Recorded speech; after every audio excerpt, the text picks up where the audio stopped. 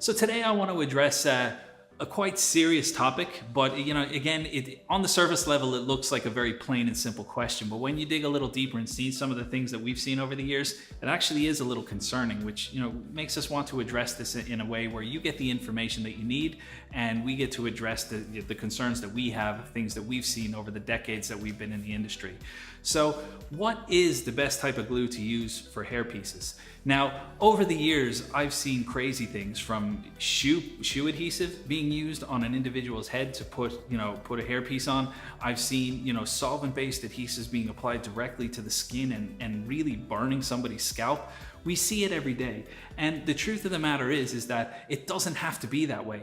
The best type of glue to use for hair pieces is water-based full head bond adhesives, in our opinion, because look, they're free of chemicals, they're free of toxins, they're safe for skin, and you can always run a patch test 24 hours prior to use to make sure that there's no potential allergies that you're going to have when using it. So look, ultimately, our main concern or our main goal is to make sure that you have the information you need to make the best possible choice for yourself, for your health, and for your safety, and for the hair that you're wearing.